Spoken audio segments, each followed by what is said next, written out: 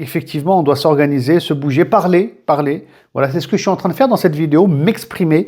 Je pense qu'on doit tous s'exprimer, pas que les imams et les prédicateurs et autres, mais tout musulman, subhanallah. Salam alaikum wa rahmatullah. Que faire? Telle est la question, on va essayer de répondre à ça. Que faire? Il y a ce rapport qui a été pondu sur les frères musulmans, mais bon, on se rend compte que c'est pas les frères musulmans qui sont visés, mais tous ceux qui pratiquent, tous ceux qui réfléchissent, qui ont des opinions, etc., qui sont actifs dans la société. Enfin bref, écoutez la vidéo que j'ai faite il n'y a pas longtemps sur le sujet, par rapport à ce rapport sur les frères musulmans. Mais franchement, maintenant, je voulais poser la question suivante. On fait quoi? Qu'est-ce qu'on fait? Voilà, qu'est-ce qu'on fait? Bon, il y a ceux qui vont dire il faut quitter la France, parce qu'ils nous aiment pas, ils nous détestent, ce qu'on peut complètement comprendre quand même. Et on voit bien que d'ici 2027 ou 2029, il y aura des prisons peut-être en France ou en Guyane pour les soi-disant islamistes. On sait vraiment jamais de qui il s'agit, comme à Guantanamo. Peut-être, on ne sait pas. Pourquoi pas, finalement, pourquoi pas. Et ça fait peur par rapport à nos enfants, par rapport à l'avenir. Donc il y en a qui disent qu'il faut quitter la France. Franchement, je l'entends et je le comprends. Qui a envie de vivre en France, je veux dire, dans un contexte aussi pourri, où on est détesté, où on est montré du doigt, matin, midi, soir, et là, ça va pas s'arranger. Voilà, ça va pas s'arranger. Mais après, il y a d'autres leviers, bien sûr. Il y a les élections en 2027. Les musulmans, il va falloir qu'ils s'alignent dans ces élections-là. Voilà. Donc, je sais qu'il y a LFI qui est présent. Il y aura, comment il s'appelle j'allais dire Fillon. Non, c'est pas Fillon. De Villepin aussi qui va être là. Donc, il va falloir qu'on qu'on vote déjà, qu'on aille voter. Voilà, qu'on aille voter tous ensemble et qu'on ait un discours clair, nous les musulmans, parfois les religieux, par rapport à nos intérêts individuels, personnels, quoi. Je veux dire, nous les musulmans, quel est notre avenir en France? L'avenir des mosquées, l'avenir de nos enfants. Voilà, donc on est dans un pays qui est démocratique, où il y a des élections, d'accord? Et le musulman, jusqu'à aujourd'hui, il a le droit de voter, sauf si on lui a interdit de voter en 2027. Tout est possible. Franchement, je ne sais pas. Tout est possible. On sait jamais. Il y a des lois qui tombent comme ça, du jour au lendemain, ou des tentatives de faire naître des lois, avec Gabriel Attal qui veut que les filles de moins de 15 ans ne mettent pas le voile. Franchement, on sait pas. Voilà. Donc, par contre, il faudra voter. Mais pas que voter. C'est-à-dire qu'on a un monde, dès maintenant, là on est en 2025, il faut que les musulmans arrivent à s'organiser, à se structurer, et ils le peuvent quand même, pour justement poser les bons bulletins de vote en 2027. Et avant 2027 aussi. Bref, ensuite, il faut des avocats. Qu'est-ce qu'on peut faire? Et les avocats, il va falloir se défendre au niveau de la justice. Tant que la justice existe, parce que c'est vrai que quand on parle, je l'ai expliqué, de conseil de défense, je sais pas, moi, peut-être qu'à un moment donné, il y aura une justice spécifique pour les musulmans, quoi, tout simplement. Pour les musulmans pratiquants, on va les taxer de frères musulmans et après, hop, on fait ta fête, défense nationale. Donc, à la rigueur, on peut te mettre une baltose dans la tête et tu dégages, quoi, je veux dire. Ouais, donc tant que la justice, elle existe, walhamdulillah, pour l'instant, c'est le cas, écoutez, il faut avoir des avocats, se défendre, on est dans un état de droit, etc. Et subhanallah, c'est là qu'on remarque que c'est pas nous, les musulmans, qui sommes des séparatistes, mais c'est le système en face qui est séparatiste. Voilà, ils veulent pas de nous.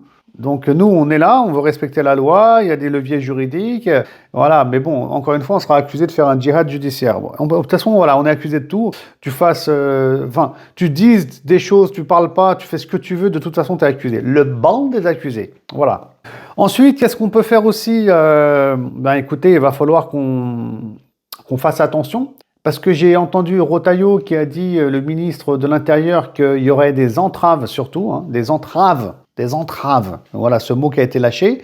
C'est-à-dire que, puisque je pense qu'il est un peu difficile de mettre la justice à la poubelle, mais par contre, il est facile d'embêter les musulmans en mettant des entraves, il a dit. Mais c'est pas moi qui l'invente, c'est pas moi qui l'invente. Et les entraves, elles sont d'ordre administratif. C'est un peu ce qu'ils ont fait avec l'école Al-Kindi, Averroès, etc. C'est-à-dire un acharnement de malades. Donc, si tu as une mosquée, tu as une association, une structure, etc., il y aura des contrôles de l'URSSAF, il y aura des contrôles par rapport aux extincteurs, s'ils sont bien mis ou pas. Il y aura des contrôles financiers, compte en banque. Des fois, ils vont contrôler même les bouquins. S'ils voient Riyadou Salihin chez toi, bon, bah, ça craint, quoi, hein, le jardin des vertueux, parce que tu as un hadith qui dit ça et ça et ça. Après, on va t'assommer, on va t'accuser, alors que toi, tu n'as rien fait, tu vois. Tu as juste un bouquin chez toi, mais non, non.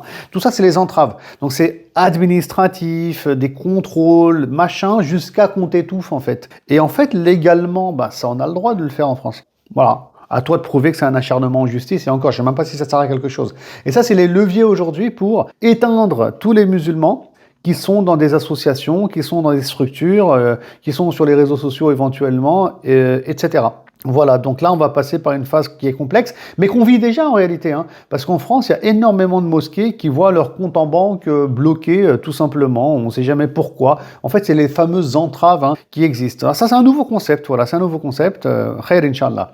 Et enfin, qu'est-ce qu'on doit faire, surtout et avant tout, et c'est là le plus important, je l'ai laissé pour la fin, c'est qu'on soit de bons musulmans comme d'habitude, des bons citoyens musulmans qui n'avons rien à nous reprocher, on porte des valeurs, d'accord, on a notre voix, donc on doit être honnête, on doit être intègre, on doit respecter son prochain. Il y a plein de gens qui ne partagent pas nos convictions à l'extérieur.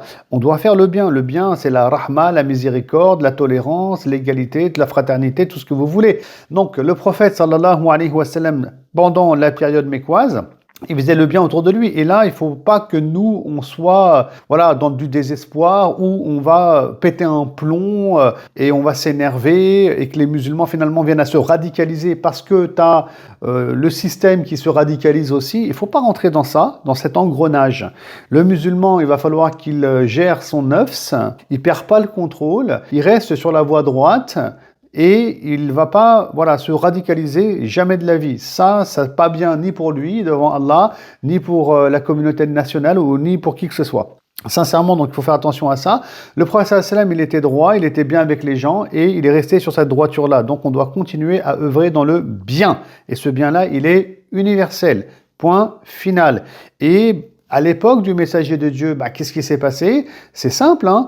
Et aujourd'hui, c'est le même contexte un peu qu'on est en train de vivre. Les musulmans, ils ont été calomniés par les notables et les plus puissants. Bon, écoutez, là, ça tombe bien, c'est le cas avec ce fameux rapport. Les musulmans, ils ont été persécutés, donc il y a eu des tortures, etc. Bon, ce qu'on trouve dans le monde arabe aujourd'hui, hein, en France, écoutez, on torture autrement, on persécute autrement, ça peut être par rapport au boulot, la carrière, le travail, et puis on a pu le voir aussi à la télévision, par rapport à tous ceux qui ont pris des postures par rapport à Gaza. Mais peut-être qu'en France, si l'État, le système continue à se radicaliser contre les musulmans, oui, peut-être qu'il y aura des prisons à la Guantanamo, peut-être qu'il y aura des persécutions comme on voit ailleurs dans le monde.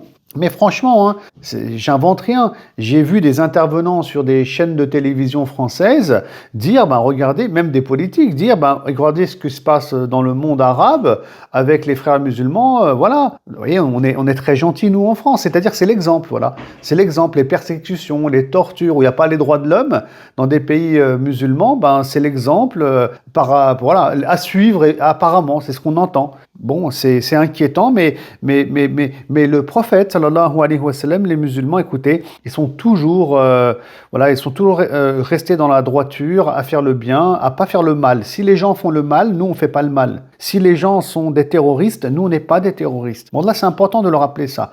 Mais pour ça, il faut gérer son cœur et on doit faire le bien où qu'on soit. Et si ça, c'est un problème, qu'il en soit ainsi. Qu'il en soit ainsi. Point final. Qu'est-ce que vous voulez que je vous dise? Voilà. Qu'est-ce que vous voulez que je vous dise? On ne peut pas lutter contre la calomnie, contre la persécution, contre la barbarie. Et donc, si les gens ils parlent à notre place, faisons le bien et démontrons à travers nos actes, à travers nos paroles, à travers ce qu'on est réellement dans la société. C'est quoi l'islam en fait, tout simplement. Écoutez, qu'Allah subhanahu wa ta'ala nous facilite, il faut positiver, il faut surtout beaucoup positiver parce que c'est vrai que là l'ambiance elle est tellement farfelue et tordue que on voit tout en noir par rapport à l'avenir. Là on vient de se taper des 24 heures chrono d'islam, islamistes, etc. à la télévision. Ça génère du pessimisme, excusez-moi. On se sent attaqué, violenté alors qu'on est innocent. Hein, on ne fait pas de mal à qui que ce soit. Hein. Moi-même, j'ai un casier judiciaire blanc. J'aime les gens, j'aime l'humanité, subhanallah. tous ceux qui me connaissent vous le diront. C'est pas que j'aime les musulmans, j'aime l'être humain, j'aime l'humanité. Voilà, on est très sincère, c'est pas de la taqiyya et quoi que ce soit. Et des fois, voilà, on peut tomber dans du pessimisme. Inch'Allah ta'ala, positivons, faisons le bien. Le prophète sallam, il a vécu tout ça aussi à son époque et il a continué dans sa dynamique. N'oublions pas qu'on est dans la dunya. Voilà, la vie d'ici-bas, c'est des conseils fraternels que je donne aux musulmans. Et la vie d'ici-bas, bah, c'est ça, voilà. Les gens, ils veulent du pouvoir, ils veulent de l'argent. Voilà, c'est des problèmes, c'est la dunya, c'est des épreuves. Les petits là, Allah, il nous observe comment on va réagir, mais on agira toujours avec patience, avec persévérance, avec justice, avec équité, avec des belles valeurs qu'on retrouve dans notre religion et qui sont des valeurs humaines, universelles, même françaises normalement. Voilà, c'est pour ça que c'est inquiétant ce qui se passe actuellement. Je vais m'arrêter ici. J'ai tenté de donner quelques conseils fraternels et ensuite, effectivement, on doit s'organiser, se bouger, parler. Voilà, c'est ce que je suis en train de faire dans cette vidéo, m'exprimer. Je pense qu'on doit tous s'exprimer, pas que les imams et les prédicateurs et autres, mais tout musulman, subhanallah. Tout être humain musulman qui se sent agressé, humilié en France, doit prendre la parole. Voilà, je vais terminer par ça. C'est peut-être le plus important. Seul aura entendu, celui qui aura écouté toute la vidéo. Je vous dis à très bientôt. Salam alaikum wa rahmatullah.